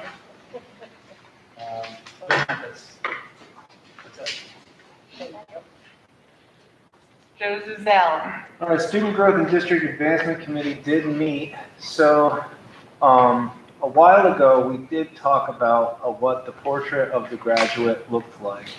And, sort of a high-level thinking, it's a set of rubrics or sort of assessments or guides to look at the student within their whole education experience. So from pre-K kindergarten all the way to when they graduate 12th grade. So what does it look like to be a student within the Hebron education system? And Dr. Barrett and I were really looking to say, okay, does RAM have these? We've heard that they exist. Is that something that we can align within our district advancement plan? We did uncover those rubrics. And now it's really about us sort of like integrating what those current rubrics look like, because we know that with leadership change at RAM, those may be affected. How does that align with what we're putting forth within our district advancement plan? And then how do we sort of work even at a regional level with, some of the shared services committee with Andover, Marlboro, in terms of what they look like, what rubrics they're using. So that's a huge lift, and there's a lot of different pieces, there's a lot of aspects to it. And, right now, looking at what we're working on with the district advancement plan, I mean, you can see what the updates look like. We've got a lot of things going on with COVID. it's not necessarily the top of the priority list, but it's something that we want to keep in mind in terms of our guiding principles with the work. So suffice it to say that we've decided that that would be a good topic for the administrators to talk about on their retreat. Mr. Larkin's going to start with looking at some I can statements based on what is available within the RAM rubrics to sort of change the language again to more strength-based language, more positive promotion, really integrate what we're doing with that social emotional learning curriculum, and find ways of sort of like a crosswalk, right, between the student district advancement plan, the RAM rubrics, and sort of what we're doing. So in no way would this be completed, formalized, put into place anytime soon. It's really about sort of like operationalizing it, looking where there's similarities, how we can kind of put it together, and then use those principles to currently inform more of our student advancement plan. Did I miss anything? No, that's good. I think that that'll definitely be some level of updating when we move into the spring. Like I talked before around how we're further ahead in social studies, while we're further behind in this project, and so we're going to just sort of like until you're in the work, and you sort of have to see how it's going to evolve. So we talked a little bit about like how we would need to finesse some of the language within the district advancement plan around the student outcome trends, because that's really what we're talking about when we talk about the rubrics. So, be on the lookout for that. Update of the district advancement plan in the spring. And there's a lot of different ways that the paths can go. So, in a perfect world, it would be regional involvement. It would go, kindergarten through 12th grade. There would be all these things. But there's a lot of other elements too. It may look that the portrait of the graduate is just within, Hebron, L, and Gilead. Maybe that's what that looks like. Maybe that aligns directly with our advancement plan. So the most important thing is that we set student outcome trends and we have those to guide us. How we filter that between larger school systems and the regional and everything else is sort of to be seen. There's definitely some desire from the other partner districts to engage in this work collaboratively. Some of the challenge, though, COVID is a challenge, but also all 4 districts are in different places of similar work. So how do we sort of allow some to sort of catch up to, like, we're in a very different place than the other 3. That's not a negative, it is. So how do we get ourselves in a position where we're not slowing down the work too much, but putting ourselves in a position to partner, because it'll be a stronger product if we partner. So more to come on that. And partner is a great phrase, because really what it is about us sharing, right? So it's not like we have this district advancement plan, it's ours, and we're just going to keep it this way. If we can share that with other individuals, show them that that's a model, have them take it, adapt it for their own needs, great, because we're a feeder source for all that, and eventually we all come together anyway. So we should keep that. Thank you very much. Communication and community engagement, Amanda, again. We met last Thursday, and we're going to be meeting again soon. We're going to have to set a date for that. We spoke in quite detail about there has been a disconnect between, parents, since they can't come into the buildings for obvious reasons, and just how do we get parents able to have a taste of what's happening in the school, and how can we get that to happen without doing, immediate in-person events. So we talked at great lengths of that, and we're going to follow up. And we do thank the, team for, following, helping us with this. So that was a great, and we're gonna, like I said, set something soon before the next month. And then PTA liaison, they did not meet.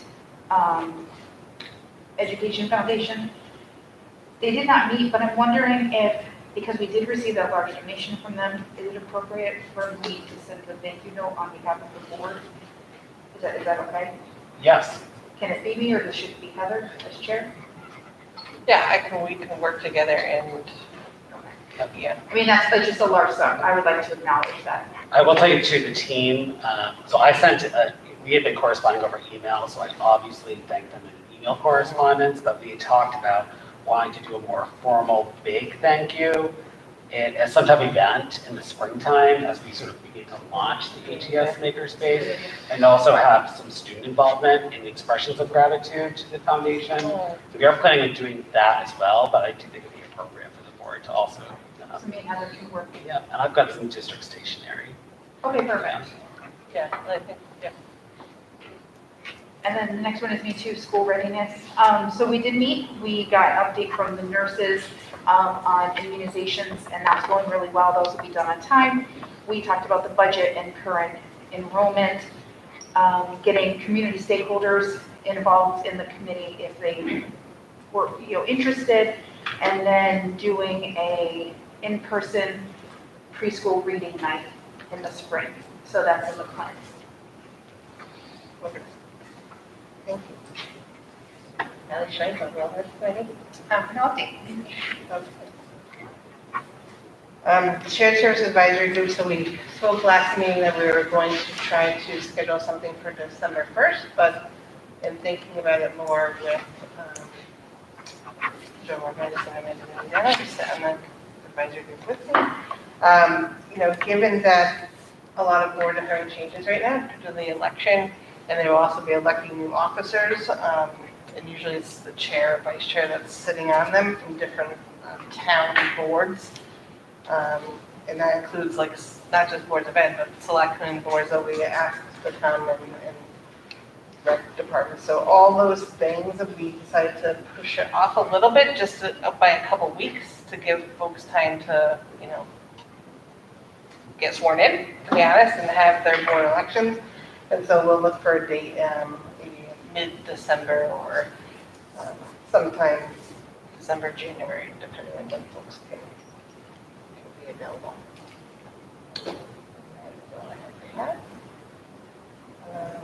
Old business, I don't believe we have any.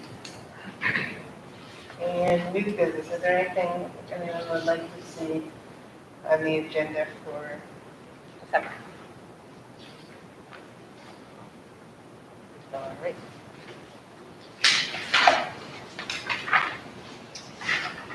Board member comment.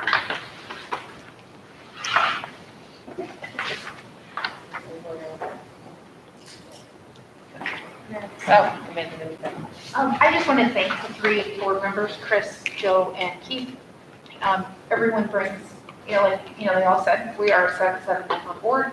We work very closely together, and everyone has a different personality and brings something different to the table, and I think it's great. So it's been a pleasure working with all 3. Keith, we already miss you. You haven't been here in a few months. Chris, Joe, we will miss you. So thank you for all of, your dedication. Chris with the resource officer, and Joe with the, I just lost the name of it. Thank you, the district advancement. I really don't think you can leave yet. We're going to fight you on this, but obviously the time has come, and but thank you for everything you've done. You've really put us in a great place to launch us for success, so thank you.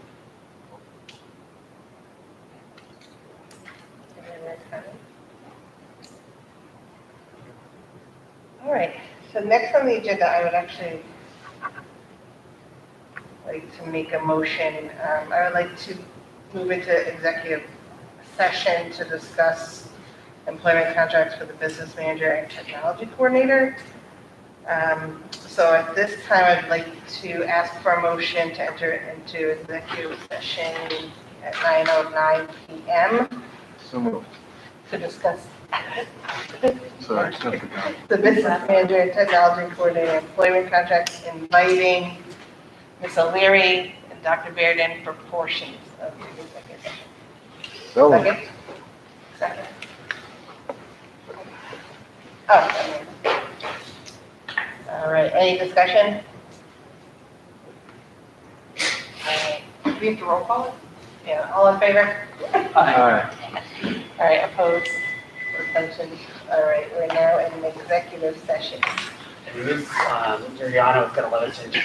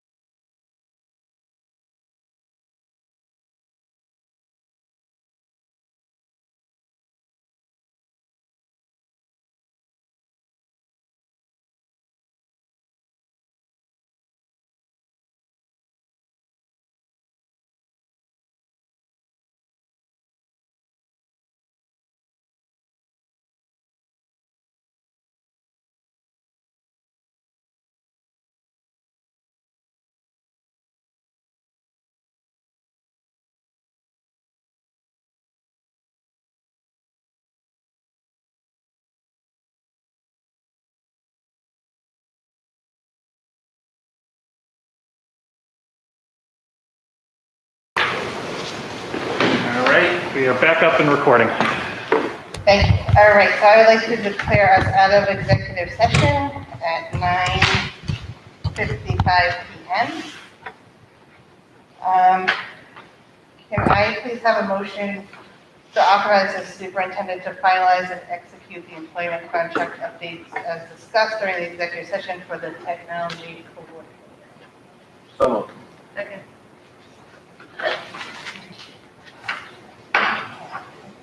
Any discussion? Dave McKinney is a longtime employee for the Hebron Board of Education, wonderful employee. There's no question that he is deserving of a pay raise from my perspective.